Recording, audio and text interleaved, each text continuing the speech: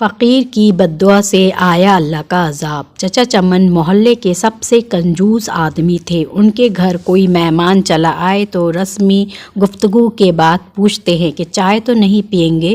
نہ، کیونکہ چائے بہت نقصان دہ ہے۔ ہاں، شربت تھوڑا گرم ہے، چلے گا کیا؟ کیک بسکٹ والی دکان ابھی بند پڑی ہے۔ کیا کروں؟ سموسے والا تو ابھی تیل گرم کر رہا ہے، ابھی کافی وقت لگے گا۔ آپ کہاں اتنی دیر بیٹھے رہیں گے؟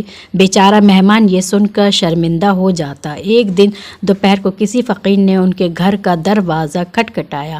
چچا چمن نے دروازہ کھولے بغیر پوچھا، کون ہے؟ فقیر بولا، بیٹا مہربانی کرو، مجھے کچھ پیسے دے دو، میرے پاس سبزی ہے، روٹی خرید کر کھا لوں گا۔ چچا چمن نے بولا، جاؤ جاؤ، دفع ہو جاؤ، نہیں ہے میرے پاس پیسے۔ پتہ نہیں کہاں سے ایسے بھکاری آ جاتے ہیں مانگنے کے لیے، کھانے سے دل نہیں بھرتا۔ چچا چمن نے بیچارے فقیر کو خوب باتیں سنائیں۔ فقیر مایوس ہو گیا۔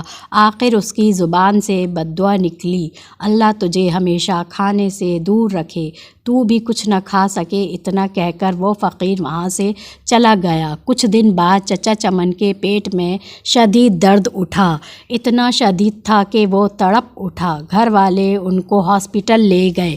ہاسپٹل میں چچا چمن کے مختلف ٹیسٹ ہوئے، آخر پیٹ کے درد کا پتہ چل گیا۔ ڈاکٹروں نے ہدایت کی کہ 15-20 دن تک ہاسپٹل میں ہی رہنا ہوگا تاکہ مکمل علاج کیا جا سکے۔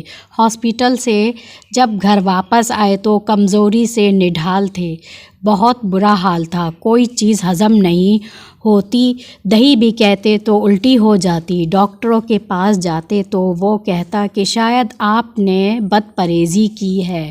ٹیسٹ کرواتے تو سب ٹھیک آتا، دوا باقاعدگی سے استعمال کرنے کے باوجود طبیعت سنبھلنے میں نہیں آ رہی تھی، رنگ پیلا پڑ گیا تھا، تھوڑا سا کھانے سے بھی الٹی ہو جاتی۔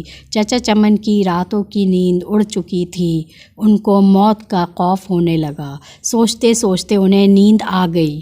خواب میں دیکھا کہ پلاؤ کی دیگ کے پاس بیٹھے ہیں، وہ سب کو چاول بانٹ رہے ہیں۔ صبح اٹھ کر چچا چمن نے گھر والوں کو اپنا خواب سنایا تو انہوں نے مشورہ دیا کہ غریبوں کو کھانا کھلاؤ۔ چچا چمن نے خیرو باورچی کو بلایا اور اس سے پوچھا کہ پلاؤ کی 10 کلو کی دیگ پر کتنا خرچہ آئے گا۔ باورچی نے خرچہ بتایا۔ چچا چمن 10 کلو کی دیگ پر ہونے والے خرچ کا سن کر بڑے پریشان ہوئے، لیکن پھر سوچا کہ شاید خیرات کرنے سے میں ٹھیک ہو جاؤں۔ انہوں نے اتوار کی ایک دوپہر کو یہ مشکل مرحلہ طے کر ہی لیا۔ محلے کے نوجوانوں کی مدد سے محلے داروں اور غریب لوگوں کو کھانا کھلایا۔ چچا چمن اب کافی پرسکون رہنے لگے، لیکن جب اس فقیر کا خیال آتا تو پھر وہی منحوس درد شروع ہو جاتا۔ کئی دن ایسے ہی بیت گئے۔